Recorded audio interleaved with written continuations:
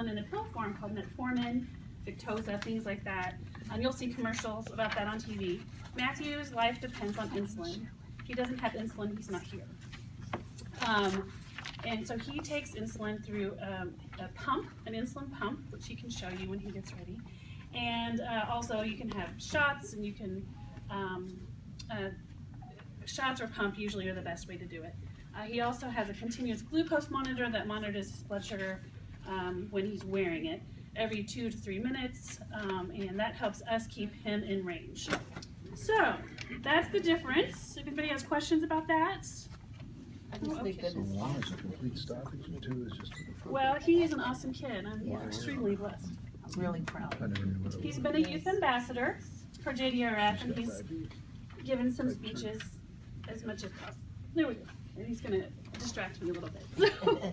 Okay, so referring to your page that says accelerating the progress across the pipeline, JDRF, of course, is focusing on how to, they're trying to find a biological cure for type 1 and type 2 diabetes, but it's really, really, really difficult. It's not necessarily genetic for everyone. It sometimes happens just one in a person's family, sometimes it just happens, and all of a sudden, the past 10, 20 years, there have been more and more children diagnosed with type 1 diabetes.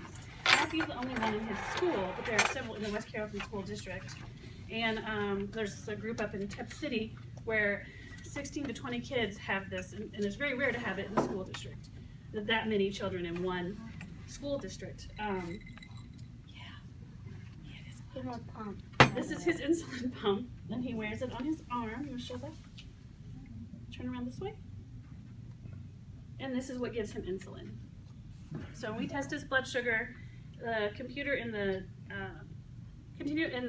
glucometer talks to the pump, tells the pump what his blood sugar is. Then I count how many carbs he has eaten, and there's this glucometer, and we input how many carbs it is. So, and the computer in the insulin pump calculates how much insulin he's going to need.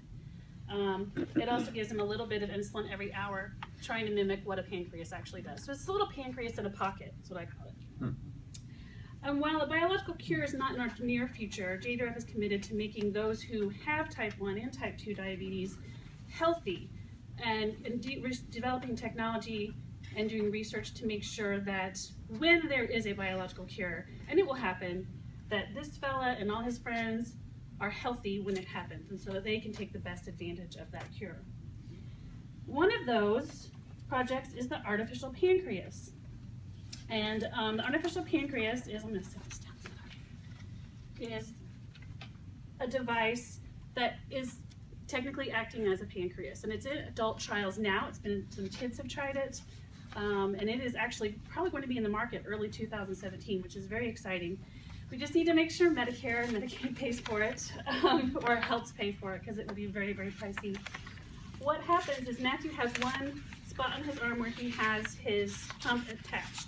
Then he would have another spot, most likely on his stomach, where the continuous glucose monitor is attached. They will talk to each other in the pump. The pump right now just has insulin in it. This pump will have insulin and what's called glucagon, which is basically sugar water. Right. And the computers in those systems will talk to each other and tell him, okay, this is ratio he needs to have for what kind of carbs he needs, and then he needs to stay between 80 and 120 to be healthy. So it's going to take that into consideration.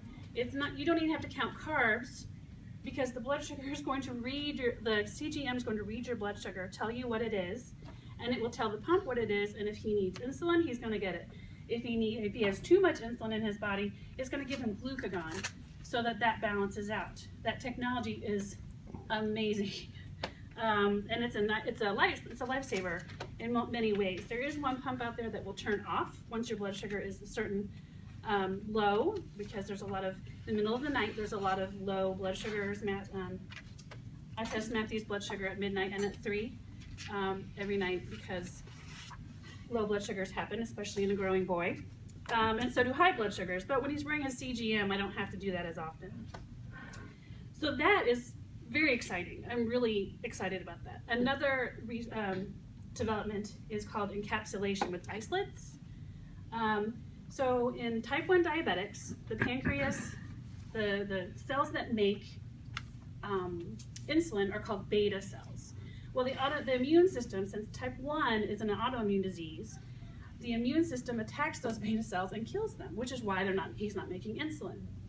In this case, there is a product coming out there where they've used stem cells and other things to create beta cells, insert them in a very thin protective barrier, and that's going to be transplanted or implanted into the skin.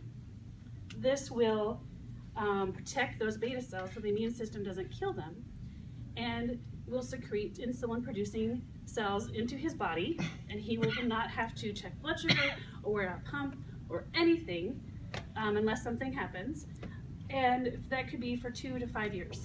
And that is as thin as a credit card and as small as probably about that big. And that's in adult trials now too.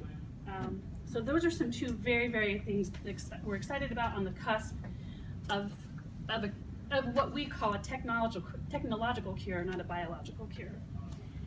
And of course, JDRF is there to help fund the research trials and also get it through the FDA and healthcare and all the way into where it's user implementation so that folks with type 1 and type 2 can have that technology.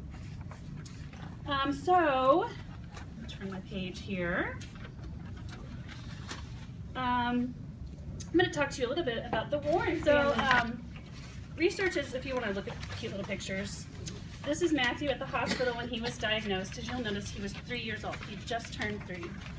It's a very cute picture, and a lot of people say, well, he doesn't look sick. No, he didn't look sick. He just had high blood sugar. How did you know? Well, he, okay. Okay. He was changing into preschool, moving from daycare to preschool, childcare to preschool. And I noticed one weekend he likes chocolate milk and milk. He likes to drink a lot of stuff. And so I just noticed we went through a gallon of milk.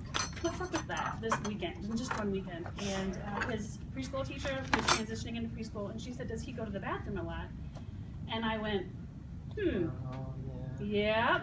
And so it clicked. But here in a second, you'll understand why it all clicked.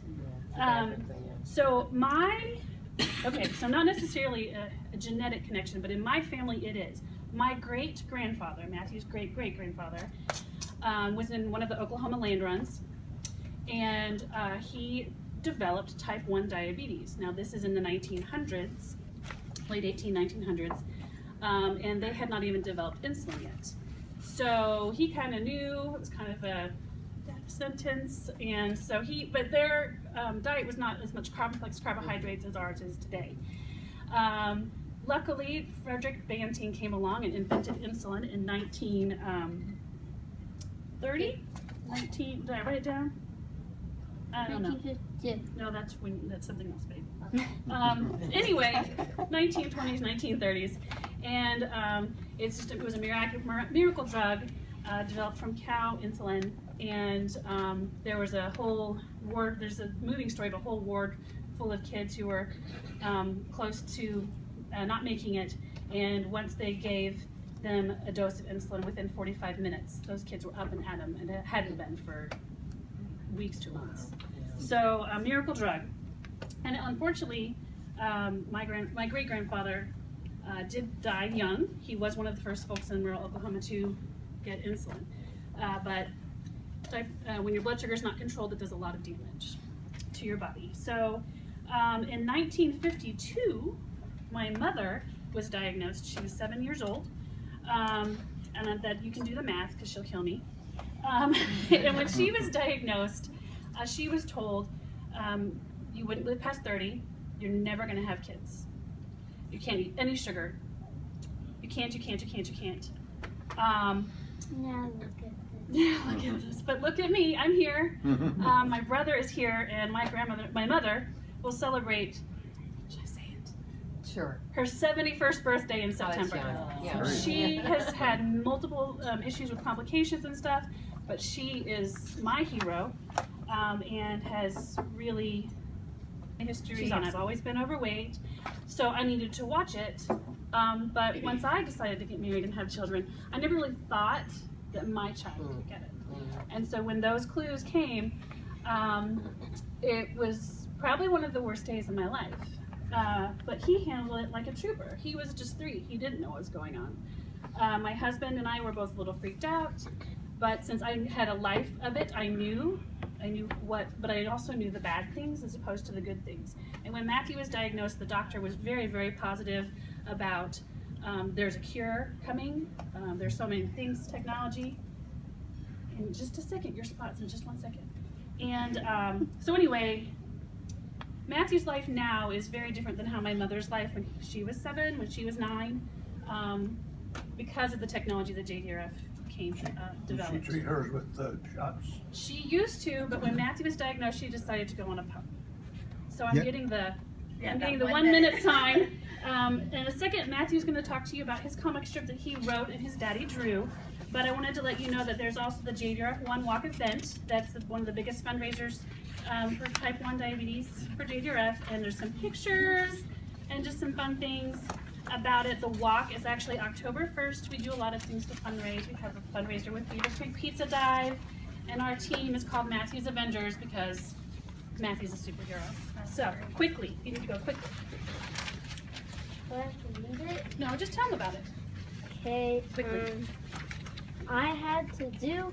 I needed to write a speech to people, and they had to know. They had to know that it's actually good to give all your money out for all this insulin and stuff. And so since my dad is a comic strip artist, and I always loved the fact that he was really good at art, I guess I said, why not make the comic strip? And so me and her wrote the words and everything, and my dad drew it. And if you want to read it, you can. Just take it home. You can read it. Who knows? Yeah. Thank you. Very good. Do we have any questions or anything? I have a comment. Yes, We have friends in New Hampshire whose daughter is Caroline Carter. no. Oh, Miss New Hampshire is a type 1 diabetic. Well, she's a 14-year-old and has had juvenile diabetes, gone through the pump and everything else. And my hat's off to you because the parents really accept that challenge and do a super job with it, as it's apparent you do. It beats the alternative. Yeah, that's true. Somehow that 12 o'clock, 3 o'clock waking up that one, you know? No greater sign of love than that. I think